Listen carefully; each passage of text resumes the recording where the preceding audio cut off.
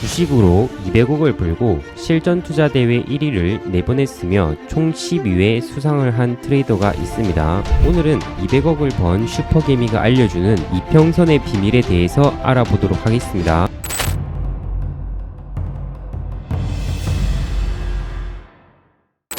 자, 제가 지난 시간에서 1탄으로서 거래량의 비밀, 그 다음에 2탄으로서 캔들의 비밀, 3탄으로서 이제 이평선의 비밀을 해드린다고 했죠. 200억을 번 슈퍼개미는 이제 보컬이라는 분이고요. 실전 투자 대회에서 이제 키움증권 수익률에서 429%, 미래에셋증권에서 295%를 달성한 이력이 있습니다. 자, 그럼 이분이 이평선에 대해서 어떻게 생각을 하는지 우리가 함께 공부를 해보도록 하겠습니다. 자, 먼저 이평선이 무엇인지 알아야겠죠. 예를 들어서 5일 이평선 같은 경우에서는 5일 동안의 종가를 다 더한 뒤에 이거를 5로 나눈 값을 선으로 이은 것입니다. 그러면 이제 평균을 이은 선이라고 보시면 되겠죠. 5일 이평선 같은 경우에서는 5일 동안의 평균들을 이어간 선이라고 여러분들이 이해를 하시면 돼요. 만약에 20일 이동평균선이면은 20일 동안의 종가를 더하고 이걸 20으로 나누면 이 평균값이 나오는데 이걸 또 점으로 이어가면 이게 이평선이 되는 것입니다. 어쨌든 간에 이평선은 평균을 이어간 선이라고 여러분들이 간략하게 생각을 하시면 되고요. 이평선의 장점이 무엇이냐면은 이평선을 이용하면 단기든 중기든 또는 이제 장기든 시세의 흐름을 쉽게 파악할 수가 있습니다. 가장 흔한 예로는 이제 골든 크로스와 그 다음에 데드 크로스가 있습니다. 이 하단에 있는 것이 장기동 평균선이라 치고요. 여기 빨간 선이 단기동 평균선이라고 쳐보겠습니다. 이렇게 단기동 평균선이 장기동 평균선을 돌파할 때 이걸 골든 크로스라고 합니다. 원리를 생각해 보면은 이렇게 이평선이 올라오기 위해서는 주가가 올라와야 되겠죠. 즉 그 말은 즉슨 주가가 올라왔다는 말은 매수세가 유입이 되었다는 의미이기 때문에 골든 크로스를 가지고 우리가 시세에 긍정적인 부분이 있다 이렇게 얘기를 하는 거고요. 그 다음에 반대의 경우는 이렇게 단기이동 평균선이 장기이동 평균선을 이렇게 이탈하면서 데드 크로스가 이제 발생하는 건데요. 이 데드 크로스는 어떻게 발생하냐? 주가가 떨어지면서 이제 이평선도 딸려서 내려오면서 떨어지는 거겠죠. 그러면서 이제 장기 이평선을 이탈하는 거고요. 이 말은 즉슨 이제 매도세가 나타나고 있다는 것을 의미한다라고 보시면 되겠고, 그래서 시세의 긍정적인 흐름은 아니라고 우리가 판단을 할 수가 있습니다. 그래서 골든 크로스와 그 다음에 데드 크로스를 가지고 상승과 하락을 다소 예상을 할 수가 있고, 그 다음에 정배열과 이평선의 그 역배열 상태를 가지고 주가 흐름을 또 판단할 수가 있습니다. 자, 그러면 이평선을 우리가 어떻게 활용할 것인가, 그게 중요할 텐데요. 이 저자가 이평선을 배우던 시절에서는 그래도 이평선의 지지와 그 다음에 저항이 다소 순수했다고 합니다. 그래서 예를 들어서 21선이 있으면은 여기 21선에서 주가가 근처에 떨어졌을 때 매수를 하면은 반등이 잘 나와서 수익을 내고 매매를 마무리할 수가 있었다고 하는데요. 그래서 당시에서는 이 21선이 시장에선 생명선 또는 이제 세력선 또는 이제 수급선 이런 별명들이 있었습니다. 하지만 언제부턴가 이걸 깨는 경우들이 많아졌고, 그래서 철석같이 이걸 믿었던 저자 같은 경우에서는 이평선에 대한 믿음을 버리는데 상당히 애를 먹었다고 해요. 그래서 지금은 이평선을 기준으로 매수를 해도 언제든지 이러한 지지를 이탈할 수 있다는 것을 알기 때문에, 깨질 수 있다는 것을 알기 때문에 빠르게 손절하는 편이라고 합니다. 그래서 저자가 강조하는 부분은 이평선은 과거를 바탕으로 한 후행성 지표입니다. 좀 전에 말씀드렸다시피 그 전날들의 종가들을 이제 더해가지고 평균을 이은 선이기 때문입니다. 그래서 후행적일 수밖에 없어요. 그래서 이 부분을 꼭 명심하라고 강조하고 있습니다. 그리고 이평선은 추세의 변화를 하나의 값으로 압축해서 나타나는 것이라고 하는데요. 자, 그게 무슨 말이냐면은 여기서 보시면 캔들이 이렇게 여러 가지가 급등락을 하고 있죠. 급등락을 하고 있습니다. 그럼 이 흐름이 올라가는 흐름인지 떨어지는 흐름인지 뭐 이런 거는 바로 올라가고 있기 때문에 다들 뭐 올라간다고 판단했지만, 그 이평선으로 이 라인으로서 이제 이게 현재 상방이라는 것을 알 수가 있다는 의미입니다. 그래서 이평선은 이 추세의 변화를 하나의 값으로 이렇게 압축을 해서 나타낸 거고, 이 추세의 변화들을 한눈에 알 수가 있습니다. 그래서 이평선에서는 단기선과 그 다음에 장기선이 존재하는데요. 단기선 같은 경우에는 주로 21선 위에 있는 선을 단기선이라고 보시면 되겠고, 3선, 5선, 그 다음에 10선 정도로 이제 우리가 단기선으로 보고, 20선 같은 경우에는 이건 단기선으로 보기도 하고 또는 중기선으로 보기도 하고요. 하지만 60선과 120선으로 가면 이제 이거를 중장기선으로 시장에서 인식을 합니다. 자, 그래서 단기선 같은 경우에는 주가의 움직임에 예민하게 반응해서 주가가 따라서 움직입니다. 그래서 추세의 전환을 빠르게 알려주지만 정확성은 경우에는 다소 떨어진다고 하고요. 반면에 이 장기선들 같은 경우에서는 단기선에 비해서 주가의 움직임이 상대적으로 둔감해요. 그래서 추세의 전환을 알려주는 시기는 늦지만 보다 정확하다고 합니다. 자, 그러면 이 이평선을 보는 슈퍼개미의 관점은 무엇인가, 우리가 그걸 또 알아보면 되겠죠. 각각 이 5일선이나 뭐 21선, 그 다음에 61선, 121선에 대해서 어떻게 생각을 하는지 우리가 좀 더 디테일하게 알아보도록 하겠습니다. 자, 먼저 5일선입니다. 이 5일선 같은 경우에서는 일주일 동안 주가의 흐름을 대변합니다. 그래서 단기 매매를 할 때 중요한 지표 중 하나이고요. 그래서 5일선을 타고 오를 때는 급격한 상승이 나올 수도 있습니다. 자, 해당 차트를 보면은 이 YG 플러스라는 차트이고요. 이건 책에서 나온 예시입니다. 여기서 5일선을 올라간 이 초기에 매수를 하려고 해도 이렇게 급등세가 진행이 되면은 매수하기가 쉽지 않죠. 또 급락이 나오면은 5일선을 또 순간적으로 깰 수가 있고요. 이럴 때는 언제 매수하는 게 좋냐, 이렇게 봤을 때 저자 같은 경우에서 이렇게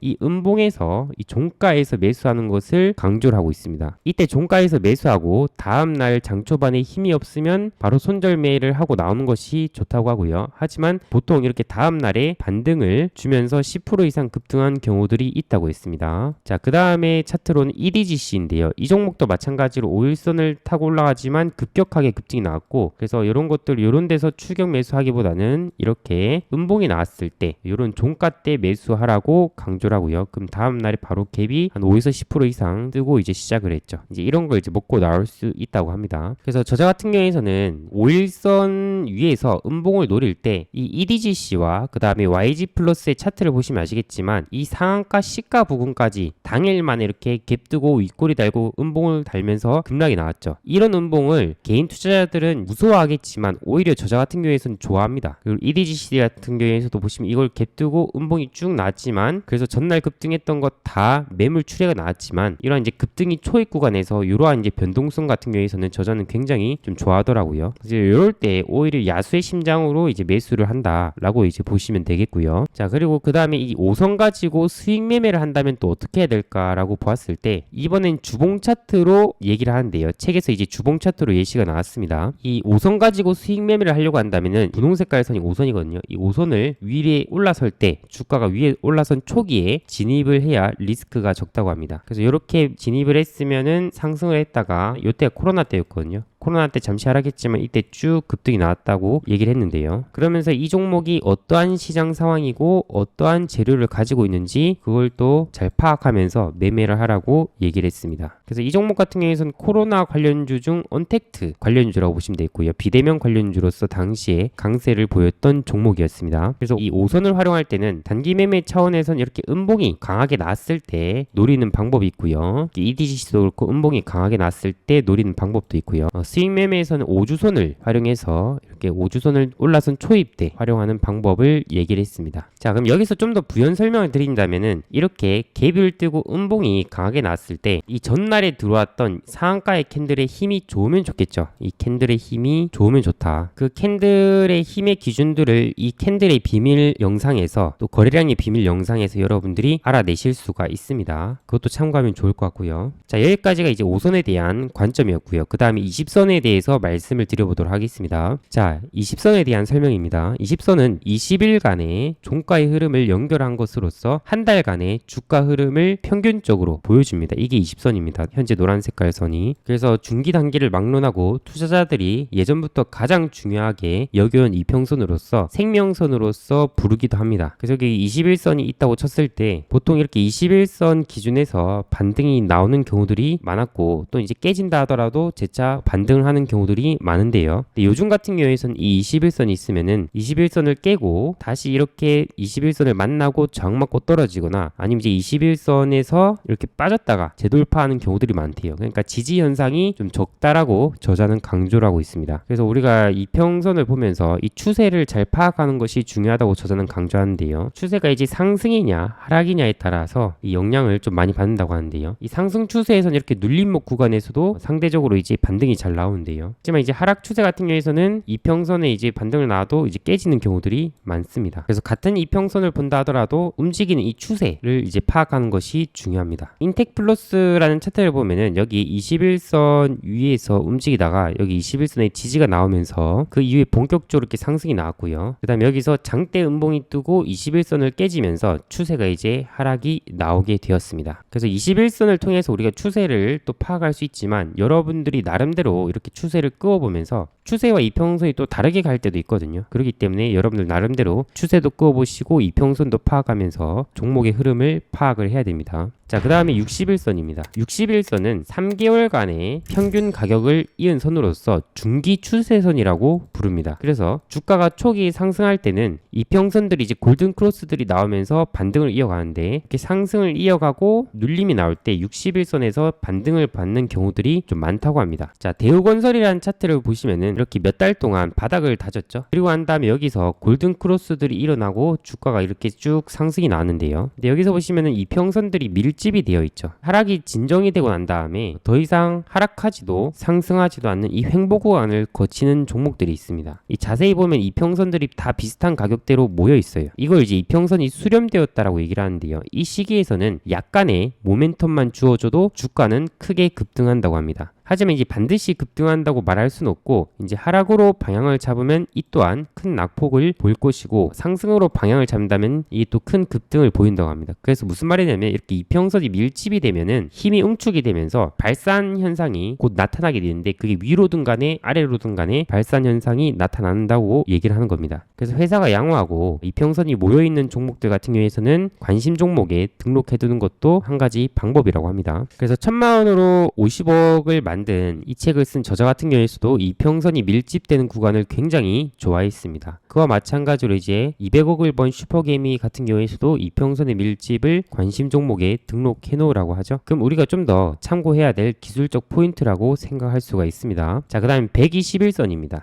121선 같은 경우에서는 6개월간의 평균 가격을 이은 선입니다. 그래서 장기 이평선으로 분류가 되고요. 또는 이제 경기선이라고 얘기를 합니다. 주식시장은 보통 이제 경기보다 6개월 정도 선행을 하는데요. 여기서 중요한 지표가 121선이라고 합니다. 그래서 여기 에코볼트라는 차트를 보면은 이게 체계에서 나온 예시입니다. 그전 사명이 S맥이었어요. S맥. 급등주에서는 이렇게 상승이 급한 만큼 하락도 이제 급격하게 나올 때가 있는데요. 이럴 때 이제 21선도 깨고 뭐 그런 경우들이 있는데 그럴 때 이제 121선 부근에서 지지를 노리면은 대부분 이제 짧게라도 반등을 주는 경우들이 있다고 합니다. 왜냐하면 121선 같은 경우에서는 급등주의 마지노선이라고 하는데요. 그래서 이렇게 121선을 디디면은 주가 이제 급반등하는 경우들이 있다고 합니다. 자, 이렇게 지지를 노렸지만 반대의 케이스도 있어요. 이렇게 주가가 더 미친 듯이 떨어졌죠. 이 초록뱀 미디어 같은 경우에는. 그래서 그렇게 다 떨어지고 난 다음에 이렇게 121선을 돌파하고 주가가 이렇게 상승이 전개되는 이런 사례도 있습니다. 종목마다 좀 상황이 좀 다르다고 우리가 판단하면 됩니다. 자, 그 다음에 이 평선의 배열에 대해서 우리가 공부를 해보도록 할 텐데요. 자, 이 시점을 기준으로 여기는 이제 정배열이라고 보시면 돼 있고요. 여기는 이제 역배열이라고 봐보도록 하겠습니다. 이렇게 이 평선의 방향이 우상향을 할 때는 추세가 살아있는 겁니다, 여러분들. 반면에 이렇게 우하향할 때는 추세가 죽은 거라고 보시면 돼 있고요. 이렇게 추세가 살아있다는 말은 뭐냐면은 수급이 강력하다는 말입니다. 수급이 강력하다는 말은 웬만한 악재는 이길 힘이 있다는 거예요. 반면에 이렇게 추세가 꺾인 상황에서는 아무리 매모드급 호재가 나와도 속칭 약발이 먹히지 않는다고 해요. 그래서 이평선이 정배열인지 역배열인지 파악을 해야 됩니다. 그래서 이렇게 정배열 구간에서는 보시면은 5일선을 깨지더라도 반등이 나오고 11선을 깨지더라도 반등이 나오고 21선을 깨지더라도 반등이 나옵니다. 여기서 보시면 5일선을 깨지더라도 이제 소폭 반등을 시도하고요. 11선을 깨지더라도 반등을 시도하고 21선을 깨지더라도 이렇게 반등을 시도합니다. 이렇게 이평선이 이탈이 나온다 하더라도 순차적으로 지지를 받는 성격이 있는 거예요. 61선에서도 이제 기술적 반등이 이렇게 쭉 나오는 모습이 보였죠. 반면에 이렇게 역배열로 떨어졌을 때는 5선에 맞아서 밀리고요. 5선을 돌파해도 10선에 또 맞아서 밀리는 이런 모습들이 보입니다. 그래서 저항이 심하죠. 그래서 이평선 배열을 통해서 우리가 단기 매매를 할 때는 이렇게 이평선 추세가 살아있는 쪽에서 매매를 하시는 게 좋습니다. 자, 정배열과 역배열 정배열을 혹시 모르는 분들 위해서 제가 간단하게 설명을 드린다면은, 정배열 같은 경우에서는 단기선이 장기동 평균선보다 위에 있을 때 정배열이라고 합니다. 이렇게 되기 위해서는 주가가 위로 올라와 있어야 되겠죠. 반면에 역배열 같은 경우에서는 장기선이 단기선보다 위에 있을 때 이걸 역배열이라고 합니다. 이렇게 되기 위해서는 단기선이 아래에 있기 때문에 주가가 더 떨어져 있어야 되겠죠. 그래서 정배열과 역배열을 통해서 우리가 추세가 살아있는지 아닌지 판단할 수가 있습니다. 자, 여기까지가 이평선에 대한 책에서의 설명이었고요. 그리고 책 뒤편 부분에 이런 내용이 나옵니다. 121선 매매 기법이라는 내용이 나오는데요. 그래서 이 121선 매매 기법을 좀 더 디테일하게 설명을 드린다면은, 이 121선은 한 종목이 지난 반년 동안 관여했던 모든 거래가 집약된 가격으로 매우 중요한 의미를 가진다고 하는데요. 자, 다시 한번 설명드리도록 하겠습니다. 자, 121선 같은 경우에서는 6개월 정도 되겠죠. 이 반년 동안, 즉 6개월 동안 평균을 이은 선이기 때문에 이 모든 거래가 집약된 가격이라고 우리가 판단할 수 있겠죠. 이 121선 같은 경우에서는. 그래서 매우 중요한 의미를 가진다고 합니다. 이 단기 매매를 하시는 분들 같은 경우에서는 보통 6개월 정도로 치면은 강산이 변할 시간 정도로 느낍니다. 그만큼 긴 시간으로 인식을 하는데요. 그래서 대부분 이평선을 설정할 때 3선, 5선, 10선, 20선, 60선까지만 설정하는 분들이 있어요. 하지만 이 보컬이라는 저자 같은 경우에서는 121선을 꼭 설정을 하라고 강조를 하고 있습니다. 오히려 단기 매매를 할 때 더더욱 중요한 선이라고 하고요. 장기 투자를 할 때는 오히려 이 121선이 장기 투자 전용이 되는 선이 아니라고 해요. 왜냐면은 이 단기 추세가 아무리 요동을 쳐도 결국은 장기 추세의 영향력 안에서 움직이게 되는데요. 일봉은 주봉의 영향을 받고요. 주봉은 월봉의 영향을 받습니다. 월봉은 또 연봉의 영향을 받죠. 자, 이렇게 우리가 시야를 끝도 없이 넓히는 것은 좋은 건 아니라고 하고요. 그래서 일봉상에서 121선을 보는 것이 저자가 종목을 볼 때 시야를 넓혀서 보는 것 중 하나라고 보시면 되겠습니다. 자, 이 선을 보는 이유는 결국 단기 추세는 장기 추세의 영향을 받기 때문에 단기선만 보지 말고 이런 장기선도 우리가 파악을 해야 된다라는 취지로 여러분들이 이해를 하시면 됩니다. 자, 그래서 이 매매법의 핵심은 하락 후에 이렇게 바닥을 다지고 121선을 처음으로 돌파하는 종목을 관심 종목에 넣어 놓습니다. 이 초보자분들 같은 경우에서는 처음에 121선을 돌파할 때 매매하지 마세요. 그리고 재차 떨어집니다. 떨어지고 난 다음에 재차 121선을 돌파할 때, 이럴 때 이제 매수를 하라고 합니다. 그래서 수익은 5에서 30%를 노릴 수 있다라고 얘기를 하는데요. 예시를 보도록 하겠습니다. 자, SK하이닉스입니다. SK하이닉스 여기 121선이 회색깔 선이거든요. 이 회색깔 선을 보시면은 여기서 한 차례 돌파했다가 떨어졌죠. 그리고 한 다음에 재차 돌파할 때, 이럴 때 이제 매수를 하라고 하는 겁니다. 저자 같은 경우에서 이렇게 첫 번째 돌파 때 진입을 하지 말라는 이유는, 이 121선은 6개월간의 투자자들의 심리가 응축이 되어 있어요. 그래서 오랜 하락 구간에 반등이 나왔을 때 이걸 이제 밑에서 돌파하면은 이 평균선에서 가지고 있는 사람들이 매도를 할 수가 있겠죠. 그래서 저항이 없을 수가 없습니다. 그래서 그 저항의 힘은 종목마다 좀 다르겠지만 대개는 이렇게 한 번에 돌파하고 날아가기 힘들고, 그래서 가격이 조정되고 재차 돌파할 때, 이 121선 한 차례 이탈했다가 재차 돌파할 때, 요럴 때 이제 매수를 하는 것이 좋다라고 강조를 하고 있습니다. 자, 그 다음에 KCC라는 종목도 여기 121선 있죠. 여기서 돌파를 하고 난 다음에 이탈했다가 재차 돌파할 때, 요럴 때 이제 매수를 하는 게 좋다고 하고요. 자, 디오라는 종목을 보시면 여기 121선 있죠. 여기서 돌파를 했습니다. 그리고 재차 떨어졌어요. 그리고 한 다음에 재차 돌파하는 요때, 요럴 때 이제 관심을 가지면서 매매를 하라는 거예요. 요럴 때. 자, 그 다음에 LX 인터내셔널입니다. 요 종목도 보시면 여기서 121선이에요. 한 차례 돌파 시도했고 떨어졌다가 재차 돌파할 때, 요럴 때 이제 관심을 가지라고 강조하고 있습니다. 자, 이렇게 여러분들이 121선을 활용해서 매매를 할 수 있는 방법을 이 책에서 소개하고 있는데요. 자, 그러면 제가 좀 더 부연 설명으로서 이 매매법에 대한 검색기도 바로 만들어 보는 시간을 가져보도록 하겠습니다. 자, 키움 기준으로 이제 만드는 방법을 알려드릴게요. 좌측 상단에 코드 번호를 입력하는 란인데요. 여기다가 0150이라고 검색을 합니다. 0150이라고 검색하면 이런 창이 하나 뜹니다. 조건 검색 창이 하나 뜨는데요. 검색식은 굉장히 간단합니다. 여기서 조건식에서 이동평균을 검색을 하세요. 그러면 주가 이동평균이 있고요. 여기서 좀 더 내려보면 이걸 클릭을 하시면 됩니다. 이 주가 이동평균을 플러스를 누르고 여기 주가 이동평균 돌파가 있습니다.